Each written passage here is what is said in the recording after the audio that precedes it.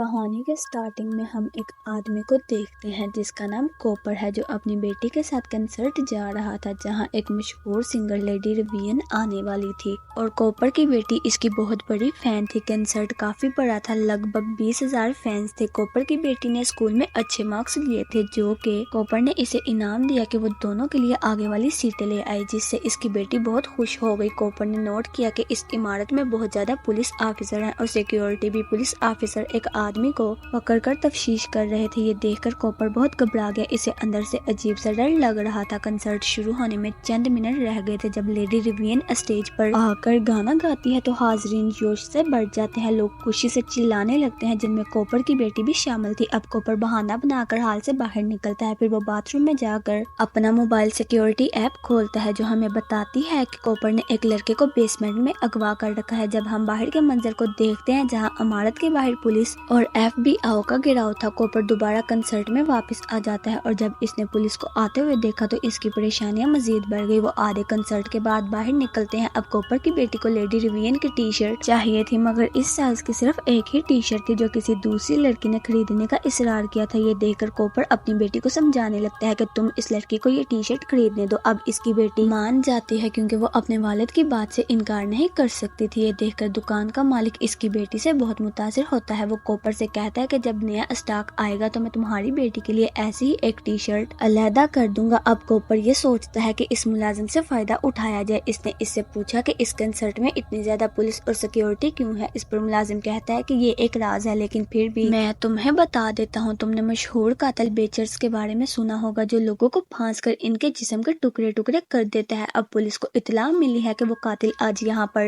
آ رہا ہے، اس لیے پولیس نے اس کنسرٹ کو اس قاتل کو پکڑنے کے لیے رکھا ہے۔ یہ ایک جال ہے تاکہ قاتل کو اس جال میں پھانس سکے، کیونکہ جب وہ یہاں آ کر داخل ہوگا تو واپس نہیں جا سکے گا۔ اس کی وجہ یہ ہے کہ ہر راستے پر پولیس اور سیکیورٹی موجود ہے، صرف ایک راستہ ہے اور وہ ہے اسٹیج کے پیچھے کی طرف، لیکن وہاں ہر کسی کا جانا ممکن نہیں ہے۔ سن کر کوپر بار بار ہنستا ہے، مگر اس کے اندر سے سانس رک گئی تھی۔ اسے ہوش آیا کیونکہ وہ حیران تھا کہ قاتل کوئی اور نہیں بلکہ خود کوپر تھا۔ وہ اپنی بیٹی کے ساتھ باہر نکل آتا ہے، وہ یہاں سے نکلنے کا راستہ تلاش کرتا ہے۔ اسے پتا چلتا ہے کہ ہر راستے پر بہت زیادہ سیکیورٹی ہے اور ہر دروازہ، یہ تمام دروازے ان ملازمین کی ID سے کھلتے ہیں جو یہاں کام کر رہے ہیں۔ پھر اس کی نظر ایک لڑکی پر پڑتی ہے جس کی طبیعت کافی خراب لگ رہی تھی۔ کوپر اسے نیچے دھکیل دیتا ہے، پھر وہ تمام لوگ اس کے ارد گرد جمع ہو جاتے ہیں۔ اس کا فائدہ اٹھا کر کوپر اپنی بیٹی کے ساتھ یہاں سے نکلنے کا فیصلہ کرتا ہے، مگر باہر پولیس بہت زیادہ تھی، اس لیے وہ بے بس ہو کر واپس کنسرٹ میں آ جاتا ہے۔ اب ایک اور گانا گانے کے لیے ریوین اپنے ساتھی سنگر کو بلاتی ہے جو اسٹیج سے باہر آتا ہے۔ یہ دیکھ کر کوپر وہاں جانے کا فیصلہ کرتا ہے۔ وہ اپنی بیٹی سے کہتا ہے کہ ہم اسٹیج کے نیچے چلتے ہیں، ہم بہت مزہ کریں گے۔ اس کی بیٹی حیرانی سے کہتی ہے کہ پاپا وہاں جانے کی اجازت نہیں اور آپ کیا عجیب باتیں کر رہے ہیں،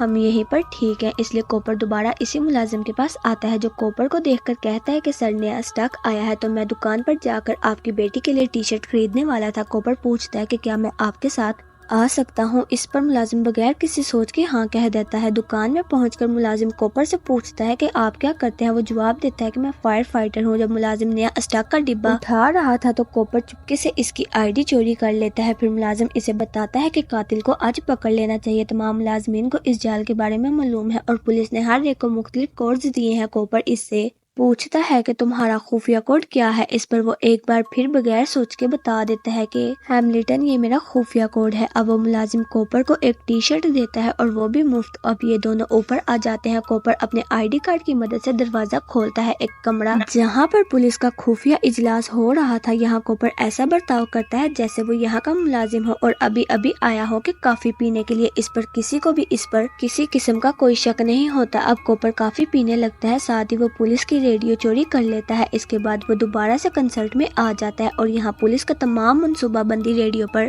سن لیتا ہے۔ اسے پتا چلتا ہے کہ ایک پرانا ڈاکٹر اس پورے منصوبے کے پیچھے ہے جس کا کام قاتل کی شناخت کرنا ہے، کیونکہ کسی نے بھی اس کا چہرہ نہیں دیکھا اور پولیس کو صرف اتنا پتا ہے کہ وہ ایک مرد ہے۔ کوپر اپنی بیٹی سے کہتا ہے کہ میں اپنا کریڈٹ باہر بھول آیا ہوں، مجھے دوبارہ سے باہر جانا پڑے گا اور ہاں اگر غلطی سے تم کھو جاؤ تو پارکنگ ایریا میں آ جانا۔ یہ کہہ کر وہ باہر نکلتا ہے۔ کوپر سوچتا سوچتا ہے کہ یہاں آگ کا الارم لگاؤں گا جس سے یہاں ہلچل مچ جائے گی، پھر ہجوم کا فائدہ اٹھاتے ہوئے میں یہاں سے بھاگ جاؤں گا۔ لیکن پھر ریڈیو پر بوڑھے ڈاکٹر کی آواز آتی ہے جو کہہ رہا تھا کہ قاتل یہاں سے بھاگنے کی کوشش کرے گا اور وہ لوگوں میں خوف پیدا کرے گا اور انہیں تکلیف پہنچائے گا، جیسے کہ وہ کہے گا کہ یہاں پر بم ہے یا وہ آگ کا الارم بجا دے گا۔ اگر ایسا ہوتا ہے تو صرف بچے اور خواتین باہر نکالے جائیں گے۔ یہ سن کر کوپر دوبارہ پریشان ہو جاتا ہے کیونکہ اس کا منصوبہ پھر سے ناکام ہو چکا تھا۔ پھر کوپر فوراً بھاگنے کا سوچتا ہے لیکن اوپر جانے کے لیے جو راستہ تھا وہ بھی پولیس کے قبضے میں تھا۔ پھر اس کی نظر کچن میں پڑتی ہے اور اس کے دماغ میں ایک خیال آتا ہے۔ وہ چولہا جس پر تیل تھا گہرا فرائر اس کی آگ تیز کر دیتا ہے، پھر وہ اس میں شیشے کی بوتلیں ڈال دیتا ہے۔ چند لمحوں میں وہ بوتلیں پھٹ جاتی ہیں اور تیل ایک لڑکی پر گرتا ہے جس سے وہ پوری طرح جل جاتی ہے۔ اس کی چیخیں سن کر پولیس اس کی مدد کرنے آ جاتی ہے، جبکہ کوپر ایک ایپرن پہن کر اوپر آتا ہے لیکن وہاں پر بھی پولیس کھڑی ہوتی ہے۔ وہ کوپر سے پوچھتے ہیں کہ آپ یہاں کیا کر رہے ہو؟ وہ جواب دیتا ہے کہ میں صرف یہاں تازہ ہوا لینے آیا ہوں تاکہ اپنا موڈ ٹھیک کر سکوں۔ کچن میں ایک حادثہ ہوا ہے جس میں میرے دوست کو بہت زیادہ جلنا پڑا، میں وہ چیز نہیں دیکھ سکا اور اوپر آ گیا۔ اب پولیس کوپر سے اس کا خفیہ کوڈ مانگتی ہے، پھر وہ پولیس کو اس ورکر کا کوڈ بتاتا ہے۔ پھر پولیس اس کا ID کارڈ مانگتی ہے جس پر وہ اپنا ایپرن چیک کرنے لگتا ہے۔ ایپرن میں ایک ورکر کا بٹوا تھا جس میں پولیس نے وہ کارڈ دیا تھا جو کوپر نے پولیس کو دکھایا، اور اب وہ یہ بھی یقین کر لیتے ہیں کہ ہاں کوپر یہاں کا ورکر ہے، لیکن اس کا فوراً بھاگنے کا منصوبہ بھی ناکام ہو جاتا ہے۔ وہاں لڑکی تکلیف میں مبتلا تھی۔ یہاں درمیان میں کوپر نے اپنی ماں کے بارے میں بھی سوچا، شاید وہ بچپن میں کوپر کو تنگ کرتی تھی اس لیے وہ آج قاتل بن چکا ہے۔ کوپر دوبارہ اپنی بیٹی کے پاس کنسرٹ آ جاتا ہے مگر وہ بہت نروس تھا کیونکہ وہ سوچ رہا تھا کہ شاید آج میری کہانی ختم ہو جائے، مگر پھر اسے اپنی بیٹی سے پتا چلتا ہے کہ آج لیڈی ریوین اپنے فینس میں سے کسی ایک کو منتخب کرے گی جسے اسٹیج پر بلایا جائے گا اور ریوین کے ساتھ ڈانس کرنے کا موقع ملے گا۔ اس کے ساتھ وہ اسٹیج کے پیچھے جانے کا بھی موقع پائے گا۔ کوپر اس بات کو سن کر بہت خوش ہوا کہ اسٹیج کے پیچھے کی جگہ واحد جگہ تھی جہاں سے وہ نکل سکتا تھا، جہاں انہیں پولیس کا سامنا نہیں کرنا پڑے گا۔ لیکن وہ سوچتا ہے کہ اب مجھے ایسا کیا کرنا چاہیے کہ ریوین میری بیٹی کو منتخب کرے۔ وہ اب اس گروپ کے ایک رکن کے پاس جاتا ہے اور اس کے ساتھ ریوین کی بہت تعریف کرتا ہے۔ پھر گروپ کا رکن اسے بتاتا ہے کہ در حقیقت میں ریوین کا چچا ہوں۔ پھر کوپر اسے بتاتا ہے کہ میری بیٹی لیڈی ریوین کی بہت بڑی فین ہے۔ وہ یہاں جھوٹ بولتا ہے کہ میری بیٹی نے کینسر جیسی خطرناک بیماری سے لڑا ہے اور آج میں نے دیکھا کہ وہ یہاں آ کر بہت خوش ہے۔ یہ سن کر ریوین کے چچا کو کوپر کی بیٹی پر ترس آتا ہے اور وہ لوگ اس کی بیٹی کو منتخب کرتے ہیں۔ ریوین کے فینس کو ریوین کے ساتھ رقص کرنے کا موقع دیا جائے گا جس پر اس کی بیٹی بہت خوش ہو جاتی ہے۔ یہ دونوں اسٹیج پر لے جائے جاتے ہیں۔ یہاں ریوین کوپر کی بیٹی کو اسٹیج پر بلاتی ہے اور اس کے ساتھ رقص کرنے لگتی ہے۔ پھر کوپر کی نظر ایک لڑکی پر پڑتی ہے جو بے ہوش ہونے والی تھی۔ کوپر اسے اٹھا کر میڈیکل روم لے جاتا ہے۔ یہ دیکھ کر گروپ مینیجر بہت متاثر ہوتا ہے کہ کوپر کتنا اچھا شخص ہے، اور جب رقص ختم ہوتا ہے وہ انہیں بتاتی ہے کہ آپ باقی رقص اس اسٹیج پر دیکھ سکتے ہیں۔ اب کوپر مینیجر سے بہت آرام سے بات کرتا ہے۔ وہ کہتا ہے کہ میں آپ سے ایک درخواست کرنا چاہتا ہوں کہ ہم اسٹیج کے پیچھے سے جا سکتے ہیں کیونکہ وہاں زیادہ ہجوم نہیں ہوگا۔ اس پر مینیجر بھی مان جاتا ہے۔ جیسے ہی کنسرٹ ختم ہوتا ہے مینیجر انہیں اسٹیج کے پیچھے دروازے تک لے جاتا ہے اور انہیں باہر جانے کا راستہ دکھاتا ہے، لیکن پولیس بھی وہاں کھڑی ہوتی ہے کیونکہ کوپر یہاں سے بغیر چیکنگ کے نہیں نکل سکتا۔ پھر لیڈی ریوین ان کے پاس آتی ہے جو کوپر کی بیٹی کو خدا حافظ کہنے آئی تھی۔ پھر کوپر اسے بتاتا ہے کہ مجھے آپ سے اکیلے میں 2 منٹ بات کرنی ہے، جس کے لیے ریوین مان جاتی ہے۔ کوپر اسے بتاتا ہے کہ جو قاتل پولیس کے ہاتھوں سے بچا ہوا ہے، جس کے لیے تمام جال بچھایا گیا، وہ کوئی اور نہیں بلکہ میں خود ہوں۔ پھر وہ لڑکے کا ریکارڈنگ دکھاتا اور بتاتا ہے کہ میں نے ایک لڑکے کو اغوا کر کے ایک کمرے میں بند کر دیا ہے، جیسے ہی میں بٹن دباؤں گا زہریلی گیس کمرے میں پھیل جائے گی جس سے وہ لڑکا مر جائے گا۔ اب آپ کو یہ کرنا ہے کہ اب آپ ہمیں اپنی گاڑی سے باہر لے جائیں، اگر آپ ایسا نہیں کرتی تو میں اس لڑکے کو مار ڈالوں گا۔ اب ریوین جو اس لڑکے تک کو جانتی نہیں تھی اس کی زندگی بچانے کے لیے مان جاتی۔ وہ کوپر کو اور اس کی بیٹی کو اپنی گاڑی میں لے جاتی ہے اور انہیں یہاں سے لے جانے لگتی ہے۔ اب پولیس ہر شخص کی گاڑی کو چیک کر رہا تھا جو باہر جا رہا تھا، لیکن کوپر اتنا چلاک تھا کہ وہ پولیس کے سامنے سے بچ کر نکل گیا۔ وہ کچھ بھی نہیں جان سکے۔ کافی دور جا کر کوپر ریوین سے کہتا ہے کہ ہمیں یہیں پر اتار دو۔ پھر ریوین کہتی ہے کہ میں تمہارا گھر دیکھنا چاہتی ہوں، میں تمہیں وہاں اتار دوں گی۔ جب وہ گھر پہنچتے ہیں تو ہم دیکھتے ہیں کہ کوپر کا بیٹا اور اس کی ایک بیوی ہے، لیکن کسی کو نہیں معلوم کہ وہ ایک قاتل کے ساتھ رہ رہے ہیں۔ کوپر ریوین کو دھمکی دیتا ہے کہ اگر تم نے میری فیملی کو اس بارے میں کچھ بھی بتایا تو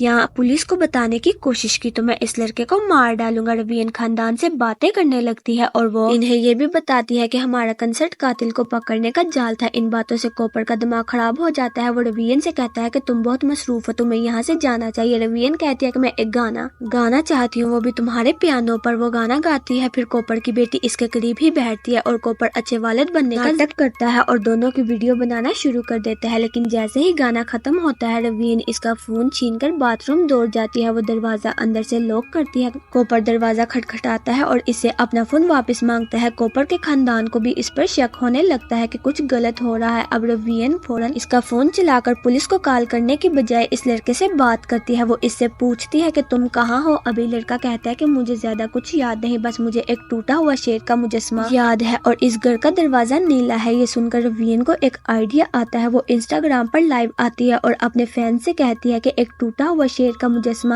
اور نیلے رنگ کا دروازہ ہے، اگر کسی نے ایسی جگہ دیکھی ہے تو وہ اس گھر میں جائے۔ وہاں بیسمنٹ میں ایک لڑکا پھنسا ہوا ہے تو اسے وہاں سے نکال کر اس کی مدد کرے۔ اب یہ سوچنے والی بات ہے کہ کون ایسا مدد کرنے والا آئے گا، اور اگر کسی نے ایسی جگہ دیکھی ہے تو وہ پولیس کو کال کرے گا اور مدد کے لیے وہاں نہیں جائے گا۔ تو فینس اس سے سوال کرنے لگتے ہیں، جس کے بعد روین اپنے ڈرائیور کو پیغام بھیج کر پولیس کو فوراً کال کرنے کو کہتی ہے۔ پھر کوپر دوسری چابی سے دروازہ توڑ دیتا ہے اور اپنے خاندان کو اوپر کمرے میں بند کر دیتا ہے۔ اور اب اس نے اپنا فون اٹھایا اور پہلے لڑکے کو چیک کیا۔ اس نے دیکھا کہ کسی نے واقعی اس لڑکے کو وہاں سے جا لیا ہے۔ یہ دیکھ کر کوپر کو بہت زیادہ غصہ آیا اور اب وہ روین کو گاڑی میں ڈال کر دوڑ پڑتا ہے، لیکن پھر اس کا خاندان اس کی گاڑی کے سامنے آ جاتا ہے، کیونکہ اگرچہ کوپر نے دروازہ لاک کر لیا تھا لیکن وہ کھڑکی بند کرنا بھول گیا تھا، جس کی وجہ سے خاندان درخت سے نیچے آ گیا۔ یہ دیکھ کر کوپر سوچتا ہے کہ میں اتنی بڑی غلطی کیسے کر بیٹھا اتنا اندھا ہو کر، اور اب روین بھی گاڑی سے باہر نکل کر اپنی فیملی کے پاس جاتی ہے۔ تب تک پولیس بھی یہاں